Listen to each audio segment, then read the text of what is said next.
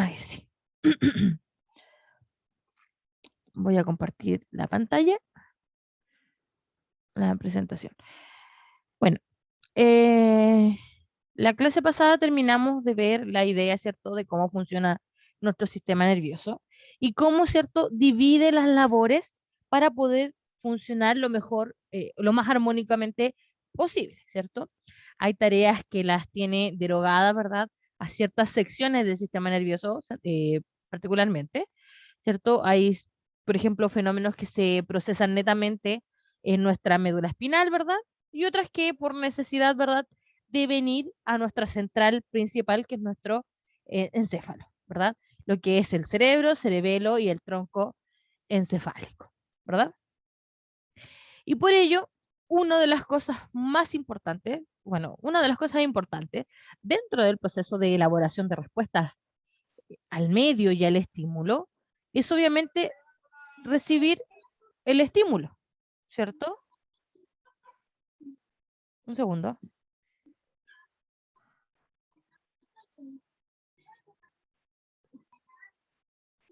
Lo que pasa es que aquí están haciendo escándalo. Ya, entonces, eh, ¿ves? Se me fue la idea donde me interrumpieron. Entonces, es muy importante, ¿cierto? Obviamente, nuestro cerebro elabora respuestas, ¿cierto? Las procesa, y ve quién debe responder. Pero para que el cerebro pueda hacer esto, necesita que alguien le lleve el estímulo, ¿verdad? Alguien que recepcione esta información inicial para poder procesar. O sea, si no tenemos información que procesar, el cerebro no funciona, ¿verdad? O sea, necesitamos que alguien reciba la información externa, porque obviamente la interna tiene formas de comunicarse, para poder, ¿cierto?, elaborar respuestas, ¿ya? De ahí viene, ¿cierto?, que nosotros vamos a ver los receptores sensoriales, ¿ya? Nosotros, obviamente, recibimos estímulos, por ejemplo, la luz, ¿cierto? Ahí tengo simbolizada con la ampolletita, el sonido, el olor, ¿verdad? El sabor, que estos son unos sentidos que trabajan complementarios, ¿ya?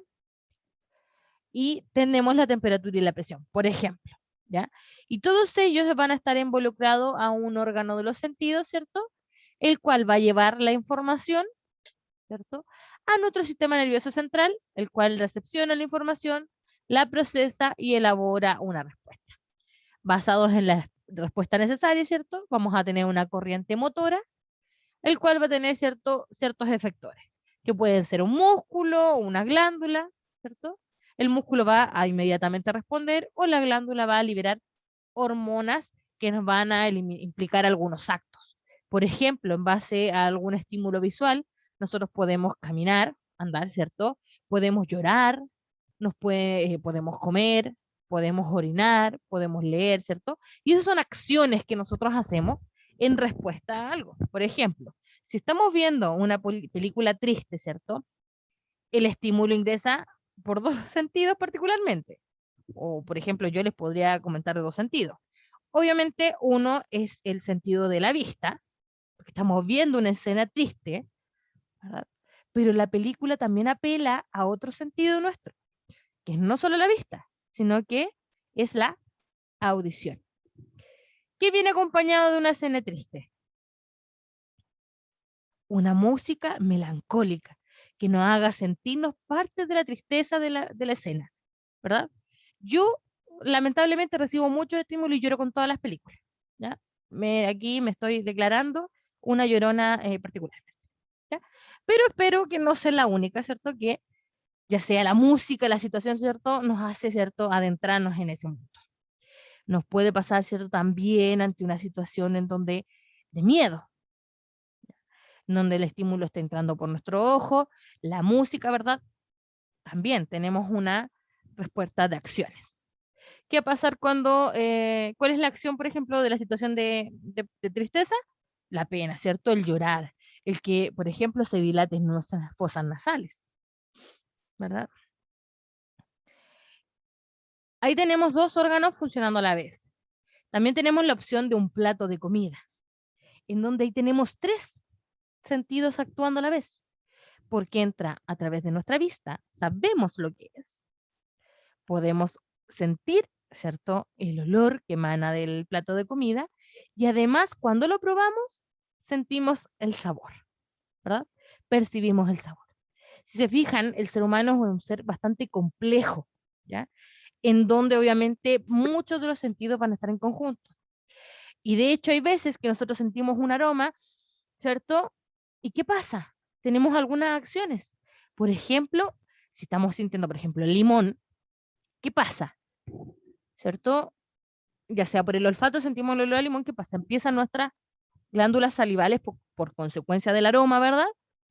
A imaginarse el limón acidito y a liberar, ¿cierto?, saliva en caso de que lo fuéramos a comer. De hecho, si yo ahora les mostrara una fotografía de un limón, activaría, ¿cierto?, ciertas respuestas automáticas en nuestro sistema nervioso, ¿ya? El hecho de saborearlos.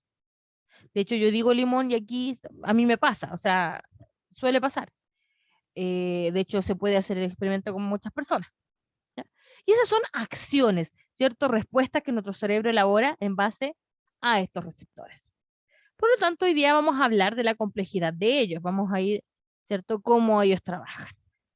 Este esquema, la verdad, es una idea, ¿cierto?, general de cómo funcionan los receptores, pero no quiero que piensen que esto se lo tienen que aprender de memoria porque no es así, ¿ya? Aquí nos explica el paso a paso de una recepción, ¿verdad?, de un estímulo, ¿ya? Dice, los receptores, ¿ya? Los receptores son aquellas células especializadas, o sea, son unas células especiales, ¿verdad?, que se encuentran, ¿verdad?, en contacto con células nerviosas y que responden a estímulos específicos. O sea, son células que se encuentran en un órgano específico y además tienen conexión directa con nuestras células nerviosas, ¿ya? O sea, con algunas neuronas, ¿ya? En base a su función y a sus características vamos a tener, ¿verdad?, algunas definiciones. Por ejemplo, ¿cuál es la función del receptor? O sea, de estas células especiales. Primero, es informar al organismo de algún cambio producido, ¿ya? Ya sea en el medio externo, en el cual nos vamos a tener que adaptar, o en el medio interno, al cual se le conoce ese proceso como homeostasis, ¿ya? ¿Por qué? Porque dentro de nuestro cuerpo también tenemos que mantener un cierto equilibrio. ¿Cómo cuáles?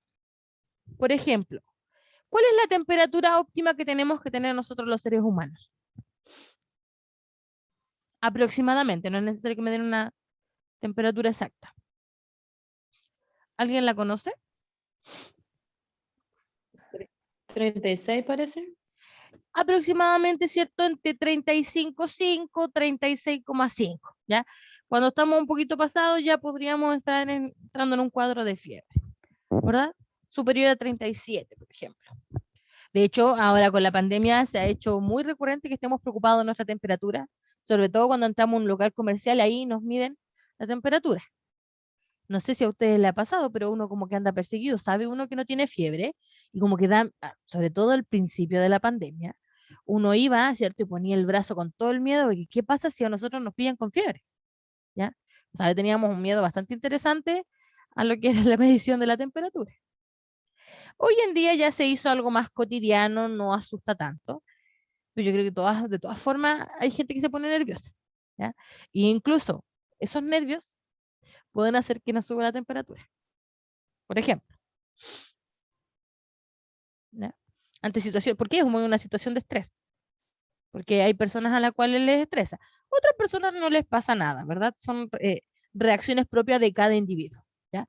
Recuerden que a pesar de lo que yo les he comentado, cada persona va a tener respuestas diferentes a los estímulos. Por ejemplo, yo les comentaba de que era una llorona empedernida cuando veía películas, sobre todo de monitos, así que trato de no ver con mi ahijado, porque si no, él es chiquitito y va a creer que yo soy una débil. Eh, por ejemplo, si yo la veo en mi casa somos 4 adultos, ¿ya? De los 4, podría decir que yo soy la más llorona, ¿ya? Pero como que me pongo en la película. Pero los 4 somos familiares, o sea, tenemos cargas genéticas parecidas, o sea, los 4 que vivimos, mi papá, mi mamá, mi hermano y yo, no es más que eso, ¿ya? Y, y resulta que no todos tenemos la misma respuesta al mismo estímulo, o sea, podemos estar los cuatro viendo la misma película, o la misma situación, o la misma noticia, y no todos vamos a reaccionar de la misma forma, ¿cierto? Cada uno tiene formas de procesar distintos los estímulos. En mi caso, mi cerebro asume situación triste, música triste, llora, ¿ya? Aunque yo lo traté de evitar, muchas veces lo intento, ¿verdad? Porque uno a los 29 años le da vergüenza, ¿cierto? Pero es la naturaleza y es parte del proceso mental que ocurre en mi cabeza, ¿ya? Obviamente es parte también de mi personalidad y la personalidad de cada individuo, ¿ya? Y no todos respondemos a los mismos estímulos. Por ejemplo, cuando hablamos de los miedos, por ejemplo, si yo veo una araña, me da cosita, ¿ya? Me da como, uf, ¿ya? Sobre todo cuando vemos que camina muy rápido, ¿ya? Lo que nos podría dar un indicio de una araña particularmente peligrosa, ¿cierto? Que es la araña de rincón. En cambio, mi hermano, que es el que no llora con las películas por nada del mundo, de hecho me dice que yo soy tonta, en ese sentido, él ve una araña y entra en pánico. O sea, él tiene una respuesta muy distinta al mismo estímulo visual que yo. Y eso obviamente depende, ¿cierto?, de la personalidad y del raciocinio personal, ¿ya?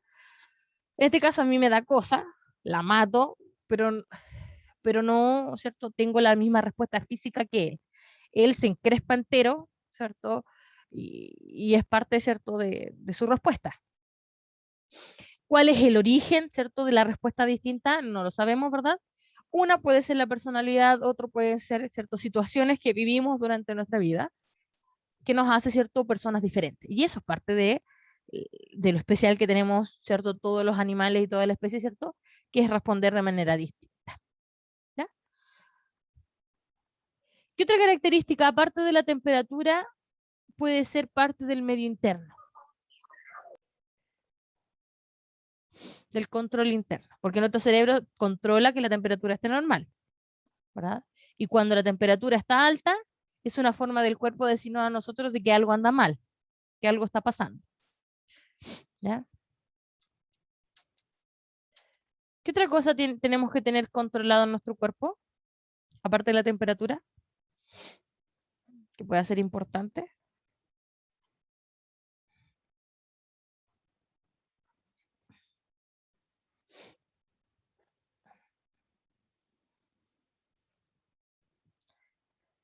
El agua, ¿ya?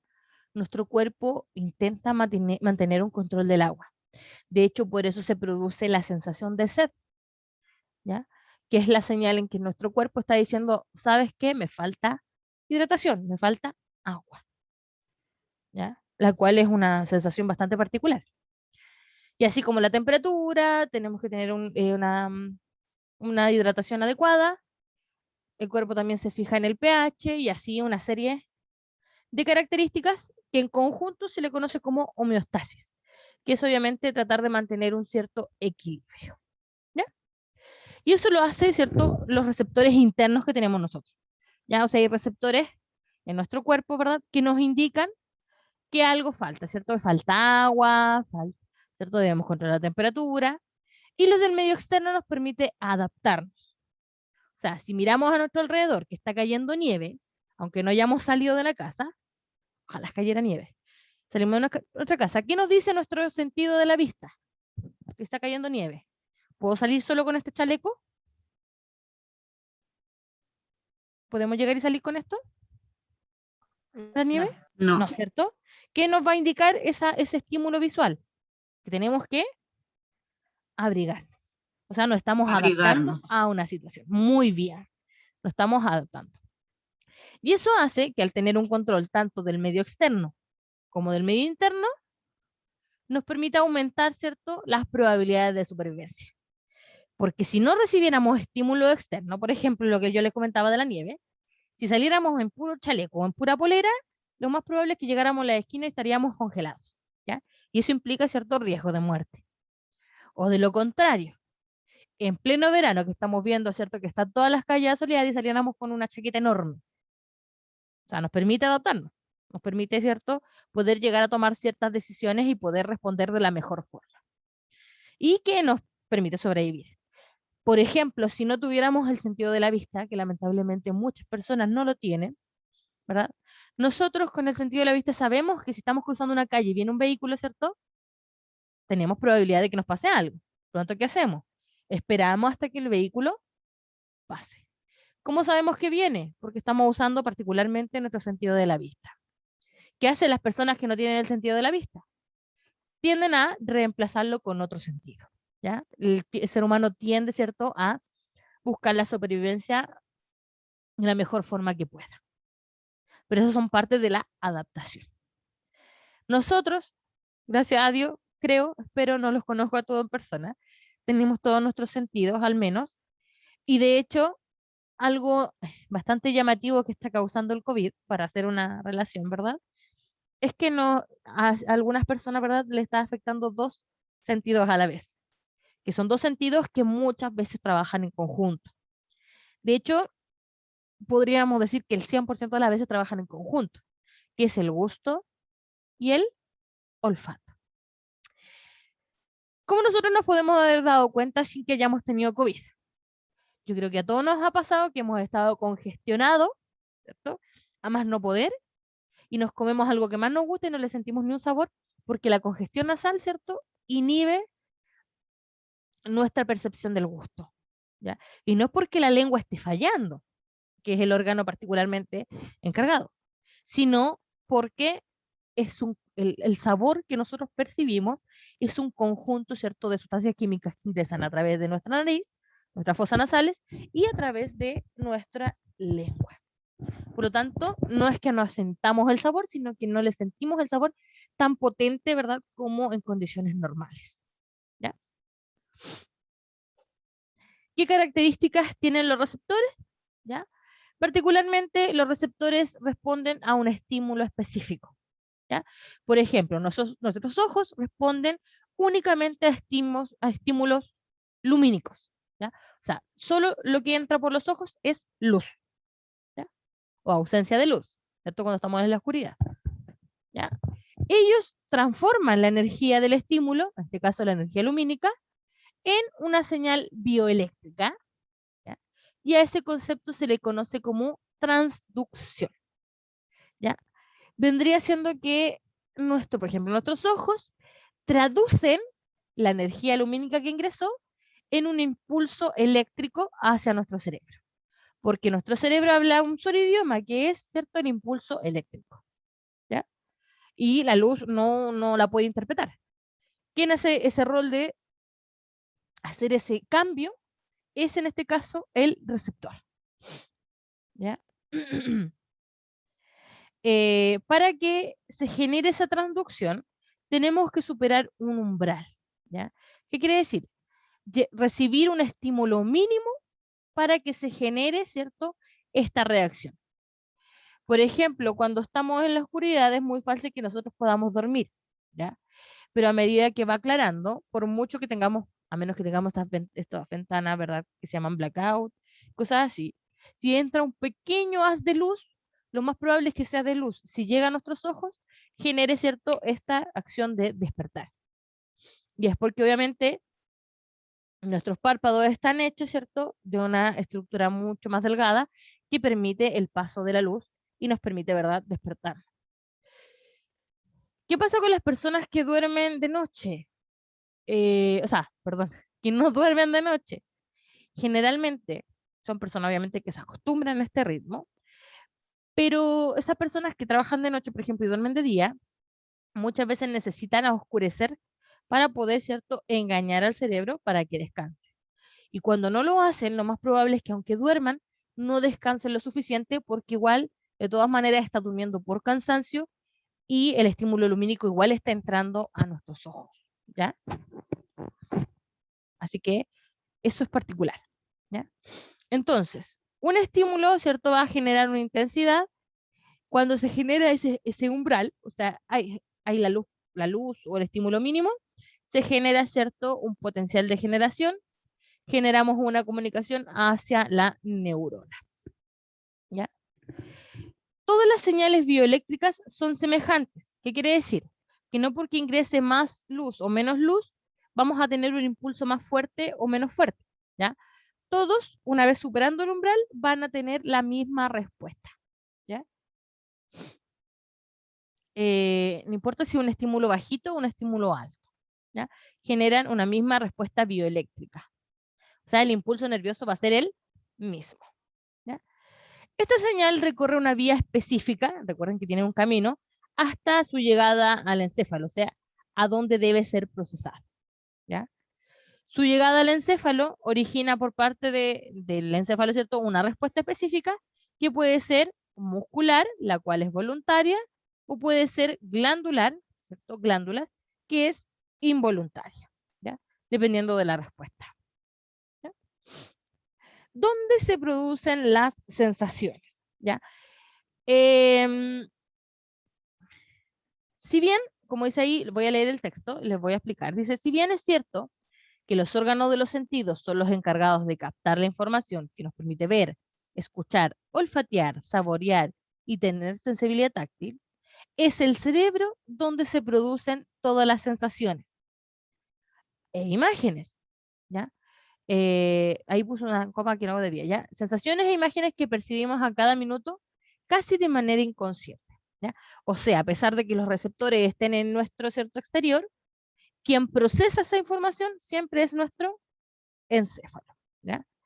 Y en la imagen dice, se muestra la ubicación en el cerebro de los centros nerviosos de cada uno de los sentidos. En este caso, por ejemplo, tenemos los diferentes lóbulos, ¿ya? Lóbulo occipital, este lóbulo occipital en la parte de atrás, lóbulo frontal, ¿cierto? Parietal y temporal, que es el de abajo, ¿ya? Si se fijan, la parte de la visión está ubicada en el lóbulo occipital, que es la parte posterior. Algo que es muy distinto a lo que nosotros podríamos llegar a pensar, ¿verdad? Porque si nuestra visión está aquí en el frente, ¿por qué se procesa atrás? ¿Ya? O sea, recorre un camino bastante interesante, ¿ya? Nuestro oído está ubicado en el lóbulo temporal, lo cual lo hace interesante porque al final, si está ubicado en el lóbulo temporal, está muy relacionado con nuestra memoria, ¿ya? Y ahí tenemos también en el mismo lóbulo temporal el gusto y el olfato. Es por eso que tanto el oído, ¿cierto? La música, el habla, ¿cierto? Como el gusto y el olfato pueden llegar a liberar ciertos recuerdos, ¿ya? Por ejemplo, nosotros podemos, a lo mejor no hemos visto una persona durante mucho tiempo, pero si escuchamos su voz y es una persona importante para nosotros, lo más probable es que nosotros la recordemos o intentemos recordarla. Lo mismo pasa con la música, ¿ya? Eh, yo creo que a todos nos ha pasado, en algún momento sí, cuando estuvieron ustedes en los estudios, querían estudiar, ¿verdad? Y una canción la tienen pegadísima, pero no, y cuando están estudiando no se aprenden lo que están leyendo. Yo creo que a los hijos, a sus hermanos, a todos nos ha pasado que si yo les pongo una canción antigua, eh, por ejemplo, pongo una canción de Pimpinela, la gran mayoría la va a estar cantando, ¿ya? ¿Por qué? Porque es algo que se ha metido en nuestra memoria, ¿cierto? Y el sonido activa tal canción. Por ejemplo, si yo le digo La Familia de Pimpinela, a lo mejor no se van a acordar de la canción. Pero si yo coloco el audio, sí va a activar la zona de la memoria y vamos a estar cantando toda la canción, ¿ya? Y es porque, y muchas veces también esa canción o esa música nos va a recordar a ciertas personas o a ciertos momentos, ¿ya? Y es por eso, porque la audición está ahí ubicada justo en el lóbulo temporal, que es donde se ubica la memoria, ¿ya? Y el gusto y el olfato también, ¿ya? Porque el gusto y el olfato también es un sentido que está muy ligado al concepto de asociar, ¿ya? Por ejemplo, nosotros sentimos un aroma, por ejemplo, un perfume de alguien importante, decimos, nosotros a veces nos vamos a acordar del nombre, o vamos a decir, uy, huele como tal persona, o huele a tal cosa, o huele a las sopaipillas que hace mi mamá, por ejemplo. Porque el aroma generó un recuerdo y sabemos, ¿cierto? O tendemos a reconocer esos aromas, ¿ya? Cuando un aroma es desconocido, causa obviamente la curiosidad. Y ahí estamos involucrando un proceso de aprendizaje en nuestra memoria. ¿Ya? También tenemos aquí en amarillo una zona sensorial en la cual estamos integrando estos sentidos, un centro motor, donde vamos a ver los movimientos, y acá adelante tenemos el habla, ¿ya? El cual está aquí en esta zona muy cercano al lóbulo frontal, en donde el lóbulo frontal se encuentra el pensamiento, ¿ya? Por lo tanto, el habla está bastante ligado al pensamiento y también a estos conceptos. Si se fijan, están todos interconectados, ¿ya? Entonces, dentro de los sentidos, ¿ya? Los sentidos nos van a informar de todo lo que pasa a nuestro alrededor, ¿ya? Todos los sentidos, ¿ya? Nosotros tenemos, si estamos bien sanitos, ¿verdad? Vamos a tener 5 sentidos, que son la vista, el oído o la audición, el olfato, el gusto y el tacto, ¿ya? Y a cada uno de estos sentidos se le asocia un órgano o tejido, ¿verdad? Que responde o recepciona este sentido, ¿ya? Entonces, ¿ya? ¿Cuáles son los sentidos? ¿Ya? Nosotros no solo nos comunicamos con el habla, ¿ya? Nosotros sí nos podemos, claramente la forma de mayor comunicación es el habla, pero también nos podemos comunicar de maneras no verbales, ¿ya? Por ejemplo, entre la familia o la gente conocida es mucho de verse los ojos, ¿ya? Nosotros podemos saber, ¿cierto? Por gesto, qué nos está diciendo algún conocido. Por ejemplo, cuando abrimos mucho, ¿cierto? Los ojos, puede implicar o miedo o emoción, ¿cierto? Dependiendo de la persona, o nos puede expresar, ¿cierto? Perplejidad, ¿verdad? Por lo tanto, nosotros podemos, ¿cierto? Recibir información a partir de la vista, podemos recibir información a partir de la audición, información a través del olfato y del tacto, ¿ya? Y no podemos olvidarnos de el gusto, ¿ya? Que es uno de los sentidos que a lo mejor más utilizamos, que más disfrutamos entre todos, eh, y que ha sido, ¿cierto? Cuestionado y modificado durante el tiempo, ¿ya? Aquí obviamente tenemos los órganos involucrados, ¿cierto? En la vista tenemos los ojos, el oído tenemos no solo lo que tenemos aquí afuera, que es el pabellón auricular, sino que los órganos internos, el olfato, que está involucrado, ¿cierto? A nuestra fosa nasal, el tacto, que está en toda nuestra piel, eh, es más activa en nuestras manos, pero nosotros podemos percibir, ¿cierto? Sensaciones a través de toda nuestra piel, y el gusto, ¿ya? Primero, algo que debemos acotar es que los científicos no están de acuerdo sobre el número de sentidos que posee la especie humana. Estos son los 5, los básicos, pero se cree que podríamos tener, ¿cierto?, más sentidos dependiendo las sensaciones y las percepciones que podamos llegar a tener, ¿ya? Fue el gran filósofo Aristóteles quien clasificó los sentidos en estos 5 grupos, ¿ya? O sea, estos 5 sentidos fueron propuestos hace millones de años. Estamos hablando de Aristóteles, ¿ya? Antigua Grecia. ¿Grecia? Me puedo equivocar, ya no soy experta en... Ya me entró la duda, ¿ya? Estamos hablando de la época de los filósofos, ¿ya? En donde no se hablaba de ciencia aún, ¿cierto? Se podría decir que la ciencia es un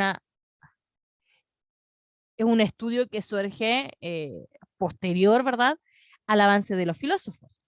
Los filósofos eran los grandes pensadores, ¿ya? Pero solo pensaban. Los científicos, ¿cierto?, fueron los pensadores que quisieron probar sus creencias, sus pensamientos, ¿ya? O sea, los filósofos son, en este caso, los fundadores, ¿verdad?, de lo que son los estudios de la matemática, la ciencia, la lengua, ¿verdad? Se podría decir que ahí estaban todas las asignaturas juntas, ¿ya? Posteriormente, dependiendo de qué especialidad tomó cada uno, ¿verdad?, fueron surgiendo las distintas asignaturas que hoy en día estudiamos. O sea, la forma en que nosotros estudiamos la naturaleza, la historia, ¿cierto? Cómo hablamos, ¿ya? Pero no debemos olvidar que todas están relacionadas. Por ejemplo, aquí la profesora Natalia tiene un error, una duda existencial, ¿ya? Porque está confundida aquí. Y para no cometer el error, vamos a buscar y comprobar, ¿ya? Porque para eso sí hay que usar a veces la tecnología en pos de consultas, ¿ya? Por ejemplo, Aristóteles, obviamente me dice que es un filósofo, y estoy bien, no me equivoqué.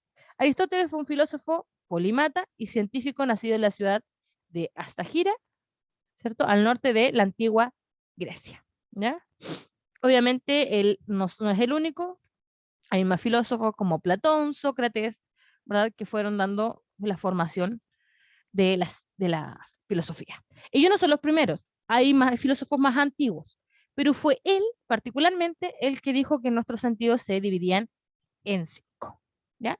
Y es una clasificación que aún se sigue usando, ya es bastante aceptada.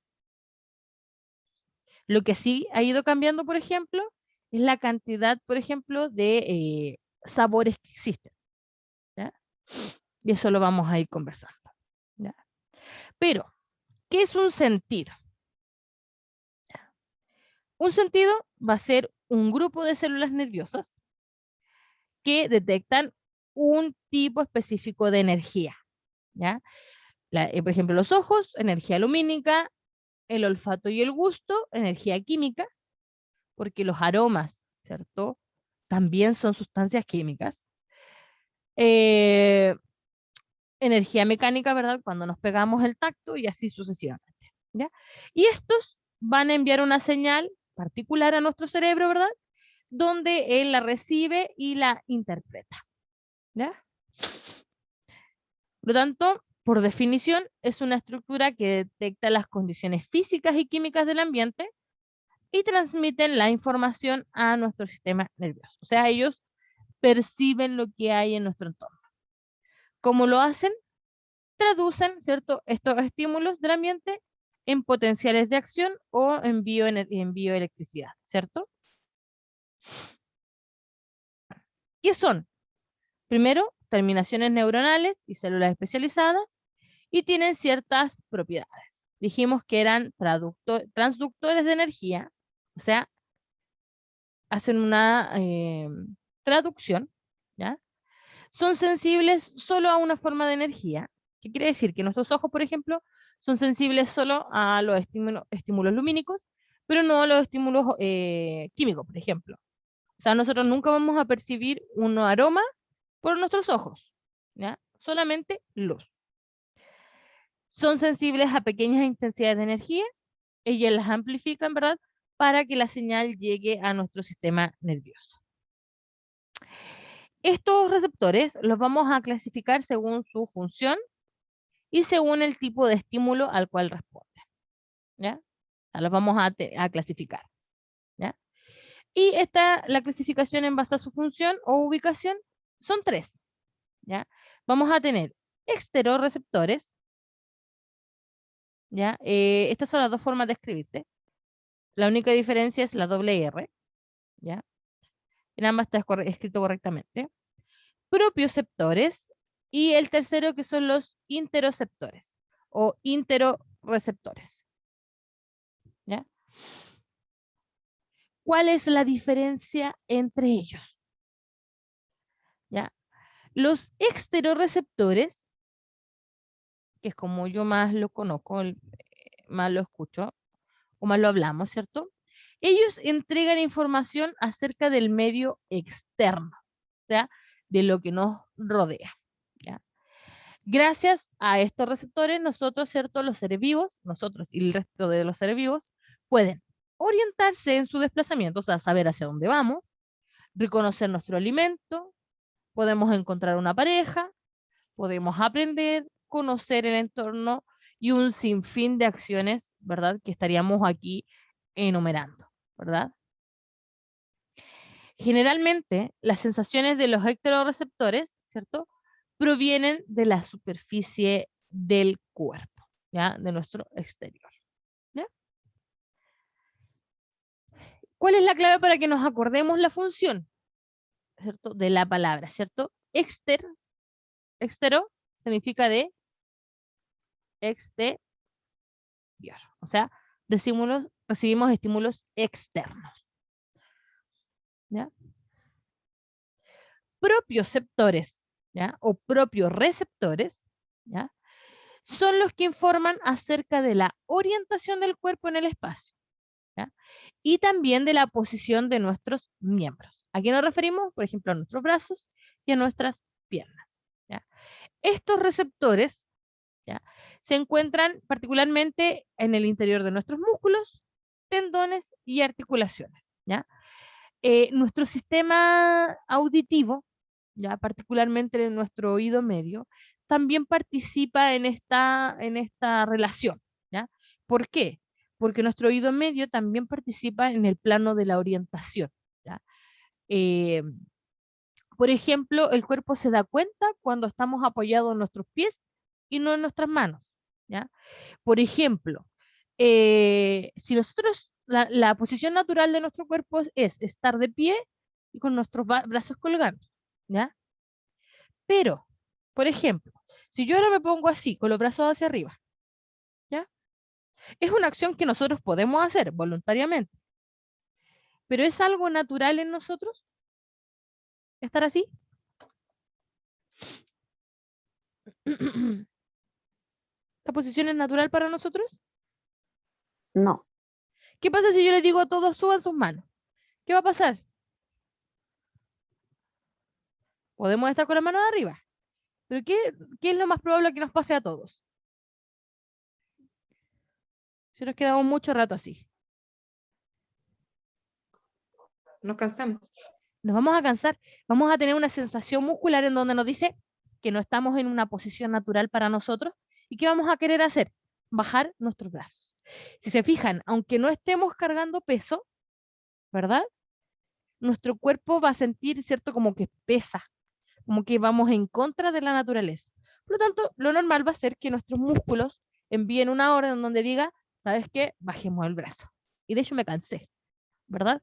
Esto me pasa por floja, por no hacer ejercicio, ¿verdad? Y es normal. De hecho, si alguien quiere hacer ejercicio, no puede hacer ejercicio sin pesas, ¿cierto? Hacer, por ejemplo, este tipo de ejercicios también hace que nuestros músculos quemen grasa que esté involucrada, ¿ya? Pero si se fijan, el cuerpo se da cuenta que no estamos en una posición natural. Lo mismo pasa cuando nos sentamos en forma de indio. No sé si sabes, así con las piernas así cruzadas. A pesar de que a lo mejor puede ser una posición cómoda, es una posición a la cual nos podemos acostumbrar. ¿Qué pasa cuando estamos en esa posición?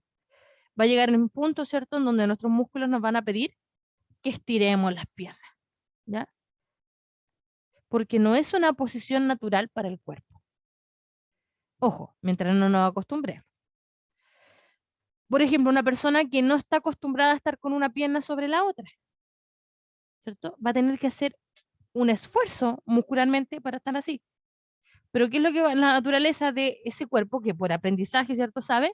¿Qué hace? Va a abrir las piernas, ¿verdad? Las va a separar. ¿Se pueden entrenar esas sensaciones? Sí, ¿cierto? Mediante constancia. Pero la naturaleza de nuestro cuerpo sabe orientarse en donde estamos. O sea, es muy probable que si nosotros tratamos de andar de mano, va a llegar a un punto en donde nos duele la cabeza, ¿verdad? Porque no estamos acostumbrados a estar en esa posición y para el cuerpo no es natural. ¿Ya? Pues eso se encuentran particularmente en los músculos, tendones y articulaciones. Y en este caso, como yo les comentaba, los canales semicirculares del oído, que están en el oído medio, ¿cierto? Son los órganos propioceptores más importantes en muchos vertebrados, o sea, en nosotros. Gracias a las sensaciones propiosépticas, ¿cierto?, del cuerpo humano, nosotros podemos caminar y correr con la vista vendada o en la oscuridad, ¿ya? El hecho de poder saber que estamos caminando con los pies nos permite ejecutar acciones a pesar de que nosotros no podamos ver, ¿verdad? Porque nuestros oídos también participan de este mecanismo, ¿ya? Y luego tenemos los interoreceptores, ¿ya? Intero viene de interior, ¿ya? Estos, ¿cierto?, son receptores que se localizan en el interior de los órganos del cuerpo, ¿ya? Estos son afectados por los cambios fisiológicos de las condiciones internas, o sea, un cambio de pH, un cambio de temperatura, un cambio de presión osmótica, o por ejemplo de cambio de agua, etcétera, etcétera. ¿Ya? Son cambios internos. ¿Ya? Por ejemplo, ¿dónde tenemos condiciones de pH? Nosotros tenemos receptores en nuestro estómago, por ejemplo, que miden o que van viendo el pH. ¿Ya? Cuando el pH se ve muy ácido, nos da señales, ¿verdad?, para que comamos algunas sustancias que bajen ese porcentaje de acidez. ¿Ya? Particularmente. O cuando necesitamos agua, ¿cierto? Nos avisa de que tenemos que tomar agua. ¿Cuáles son los interreceptores particularmente? ¿Ya? Existen, obviamente, algunos que se llaman mecanorreceptores, que son sensibles a la presión sanguínea. Tenemos quimiorreceptores, que son sensibles a las concentraciones de O2, de CO2 e hidrógeno. ¿Ya? Y tenemos los sensores de temperatura del hipotálamo, que son también interorreceptores. O sea, en nuestro hipotálamo, en nuestro cerebro, está el controlador de nuestra temperatura interna. ¿Ya? Por eso, muchas veces nos tomaban la temperatura en esta parte, ¿ya? Porque es un área más sensible. Obviamente no con nuestras manos, sino que la clásica de verdad es con los labios, porque es una estructura que no es la más apropiada, ¿verdad? Y que no se ve afectada por las temperaturas internas y externas, ¿ya? Obviamente no hay como un termómetro, ¿verdad?, que nos mida la temperatura. ¿Por qué necesitamos ver nuestro control de oxígeno y de CO2 interno? ¿Por qué tenemos este control? Porque obviamente nuestro cuerpo necesita saber si necesita más oxígeno o si está acumulando, ¿cierto?, un desecho como el dióxido de carbono, porque su acumulación nos puede llevar a la muerte, ¿ya? Obviamente estos quimiorreceptores van a estar constantemente trabajando y van a activar, ¿cierto?, nuestro sistema pulmonar, ¿ya? Por ejemplo, hay unos quimiorreceptores que se encuentran en esta zona de aquí, ¿ya? En esta zona de aquí. Por ejemplo, esto lo podemos ver en las películas o nos puede haber pasado a nosotros. Cuando estamos, ¿cierto?, ante una situación de angustia o donde estamos en un lugar cerrado, ¿cierto?, donde falta aire, ¿qué es lo primero que hacemos? ¿Cierto? Por acción natural, no es porque lo pensemos, ¿ya? ¿Qué hacemos inmediatamente? Por ejemplo, si andamos con una bufanda, nos sacamos y nos despejamos esta parte, ¿cierto? Lo primero que hacemos, ¿cierto?, cuando nos da calor porque nos falta aire, porque había mucha gente en la misma habitación, nos despejamos a esta zona, ¿cierto? Siempre muestran, ¿cierto?, que la película se sacan la corbata y se abren el cuello, ¿ya? Y eso es porque aquí, en esta zona del pecho, tenemos unos quimiorreceptores que permiten controlar, ¿verdad?, los niveles de dióxido de carbono y de oxígeno disponibles, ¿ya? Es por eso que nosotros, para que se nos baje esa sensación de ahogo, nos liberamos, ¿verdad?, esta zona, ¿ya? ¿Ya? Habitualmente, nosotros no somos conscientes de las señales de los interreceptores. Se podría decir que ellos están trabajando de manera silenciosa e interna, ¿ya? Pero en algunas ocasiones las señales resultan en percepciones como dolor, o sea, en ocasiones sí nos pueden provocar dolor, hambre, sed, náuseas, ¿cierto? O la sensación producida por receptores de tensión, ¿cierto? Como por ejemplo el tener la vejiga o los intestinos llenos. Esos son receptores, ¿verdad?, que sí nosotros percibimos y somos conscientes, porque cuando nuestra vejiga está llena, ¿cierto?, nosotros percibimos y nuestro cerebro activa la sensación, ¿verdad?, de querer orinar. Y es porque la vejiga ya se hinchó más de lo que puede y debe contener, ¿ya? Por lo tanto, ahí estamos extendiendo el globito más de lo que puede, ¿ya? Lo mismo pasa con los intestinos.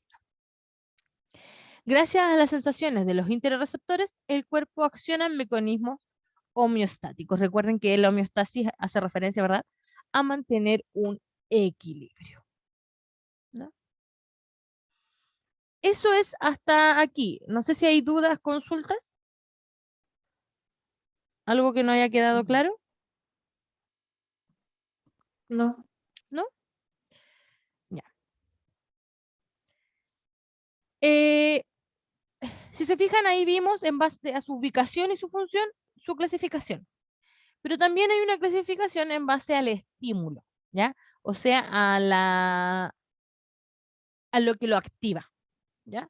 Y aquí tenemos mecanorreceptores, quimioreceptores, termorreceptores, electroreceptores, nociceptores y fotorreceptores, ¿ya? Todos llevan la palabra receptores, ¿ya? Pregunta, por ejemplo, el mecanorreceptor, ¿a qué podrá ser, cuál será su estímulo? Mecano, ¿de qué puede venir la frase mecanorreceptores?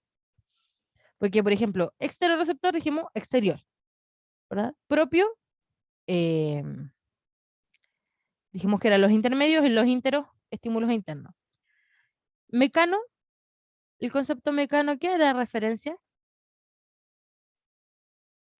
A lo mecánico que tiene uno, al movimiento, ¿no? Muy bien, Jacqueline. A la mecánica, ¿cierto? A nuestros movimientos, ¿ya? Y movimientos externos, por ejemplo, si yo me aprieto, ¿cierto? Por ejemplo, ahora, no sé si estoy muerta, pero lo normal, ¿cierto? Es que cuando uno se apriete, ¿cierto? Tengamos consecuencias. Como yo estoy mostrando, ¿cierto? Si yo aprieto, se pone blanco y después vuelve a colocarse receptor. Y yo obviamente percibo esa sensación. ¿Cómo yo percibo que eso me provoca a lo mejor malestar? Porque el estímulo está llegando a nuestro cerebro. Y este es un estímulo mecánico porque yo estoy comprimiendo. Quimioreceptores, Al olfato, ¿ya? A las sustancias químicas, ¿cierto? claro. Muy bien. Las cuales obviamente pueden estar estas sustancias químicas de manera gaseosa, ¿cierto? Que serían a través de nuestro olfato, sólidas, a través de nuestro gusto, o líquidas, también a través del gusto, ¿verdad? Todas esas son sustancias químicas. Pueden ser gaseosas, líquidas o sólidas. Termorreceptores, La temperatura, muy bien, a la temperatura. Electroreceptores,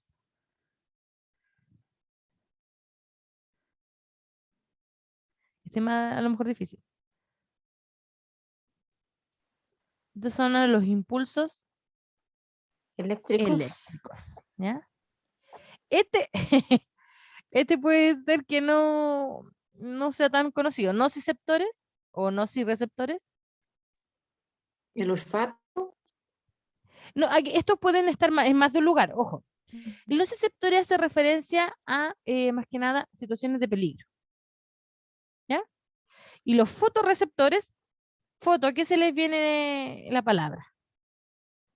la vista, Muy los bien, ojos, ¿cierto?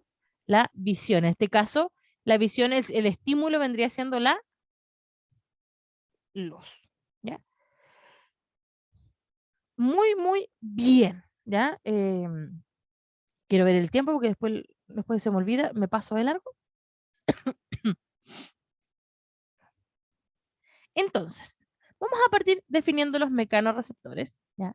Estos, como dijo ahí Jacqueline, parece que era, reaccionan con la energía mecánica, ¿ya? Ellos responden, obviamente, al tacto, o sea, a nuestro órgano del sentido, ¿verdad? Del tacto, a la posición, o sea, en qué posición estamos de pie, a la presión, a la gravedad, al movimiento e incluso a la audición, ¿ya? En toda esa zona vamos a tener mecanorreceptores. En nuestra piel, por ejemplo, acá tenemos un corpúsculo de Messier que está involucrado a la percepción del tacto. Ya acá tenemos otros receptores, ¿verdad?, que actúan ante la presión y son los que encargados de generar la sensación, ¿verdad?, del dolor. ¿Ya? También aquí este no está dentro de los mecánicos, pero sí está dentro de los ciertos receptores térmicos, ¿ya? Variaciones de temperatura. ¿Ya? Así que si se fijan en la piel, a pesar de que está muy relacionado al sentido del tacto, va a tener un conjunto de receptores que actúan de manera distinta, ya recibiendo temperatura, recibiendo estímulos, por ejemplo, variación de temperatura, la presión, em, el dolor, y ahí vamos a variar. Y nuestro oído también tiene mecanorreceptores, ¿ya? Esos mecanorreceptores hacen referencia, ¿verdad?, a los huesecillos que tenemos en el interior, ¿ya? Esos huesecillos actúan en base al golpe, ¿verdad?, del tímpano, ¿ya? Por lo tanto, nos vamos a enfocar en el sentido del oído cuando hablamos de mecanorreceptores, ¿ya? El oído nos informa, ¿verdad?, de los sonidos que se producen a nuestro alrededor, ¿ya? Los oídos son el órgano del sentido del oído, ¿ya? O la audición, ¿ya? En el oído es importante distinguir, ¿cierto?, entre los órganos que lo conforman. Lo que nosotros vemos, ¿cierto? Ay, voy a correr el audífono. ¿Qué es esto? ¿Verdad? Es la oreja, ¿ya? ¿Qué otra forma tenemos? Porque esto no es el oído, ¿ya? Esto que vemos nosotros tenemos hacia afuera no es el oído, se llama oreja o en su defecto pabellón auricular, auricular, ¿ya? Ese es el nombre que recibe esto, ¿ya? Esto no es el oído, ¿ya? ¿Qué función Pero cumple? aparte de la audición también tenemos, por ser el oído medio, el equilibrio del cuerpo. Sí, También tenemos. sí, y eso también está relacionado con el mecanorreceptor, el que nos ayuda, ¿verdad?, a orientarnos, si estamos de pie o no.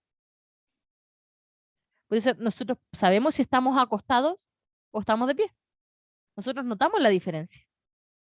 Y eso obviamente lo hacen los sentidos. Aunque, por ejemplo, estemos con los ojos cerrados, por ejemplo, si yo los tengo con ojos cerrados, ustedes se pueden dar cuenta si yo los tengo de pie, si los tengo sentados o los tengo acostados, ¿verdad? Aunque estemos vendados, nosotros por los movimientos, ¿verdad? Podemos percibir si cambiamos o no de posición.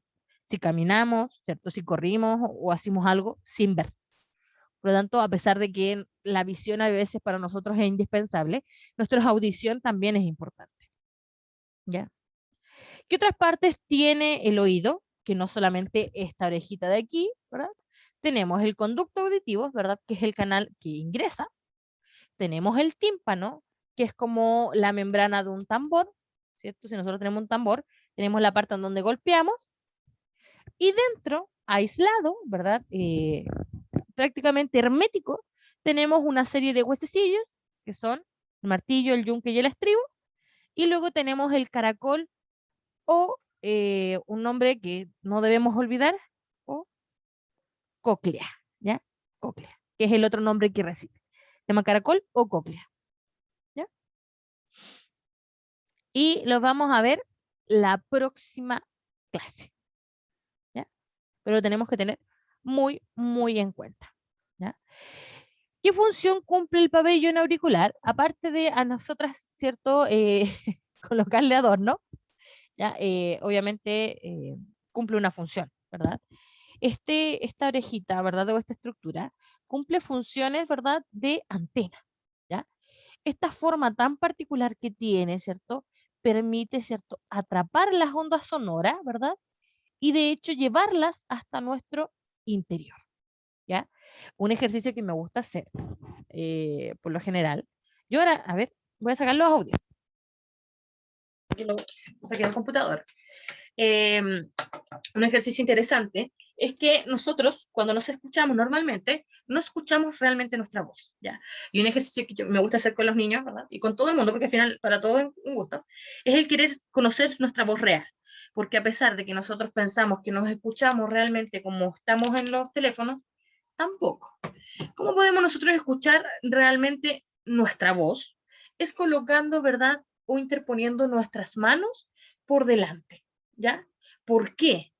Porque al colocar nuestras manos por delante, nosotros hacemos una especie de aislación, o sea, estamos interfiriendo en cómo nuestras orejitas, ¿verdad?, captan el sonido, ¿ya? ¿Por qué? Porque al colocar nuestras manos, estamos evitando que el sonido rodee, ¿ya? Y si se fijan, si sacan una mano y hablan, se escucha muy distinto. Hagan el ejercicio, digan una frase completa, vayan hablando, por ejemplo, yo soy Natalia Díaz y soy profesora de ciencias, y van a ver que al sacar solo una, ya vemos una notoriedad, y cuando ya colocamos las dos, también, ¿ya? Obviamente, aquí nosotros evitamos y estamos orientando nuestras ondas sonoras hacia adelante y estamos impidiendo, ¿cierto?, que se genere esa reverberancia que se produce en nuestra voz, ¿ya? Y que altera la percepción de nuestra voz, ¿ya? Por lo tanto, hagan el ejercicio y van a ver que es muy entretenido y podemos escuchar realmente cómo hablamos. ¿ya? Yo encuentro mi voz muy chillona, no sé si es así, pero es la percepción, ¿verdad? Obviamente se puede hacer con un cuaderno, con nuestras manos, eh, y si se fijan, hacemos esa diferencia. Hagan el ejercicio y les va a llamar mucho la atención. Y de hecho lo que estamos haciendo, ¿verdad? Es alterando la función de estas estructuras, ¿ya? Porque esto nos permite prácticamente oír en 360 grados, ¿ya? Que de todas esas cosas donde me puse a hablar, ¿ya? Así que hagan el ejercicio y la próxima semana ya vamos a hablar qué función cumple cada una de las zonas de nuestra audición, ¿ya? Voy a dejar de compartir, voy a detener la grabación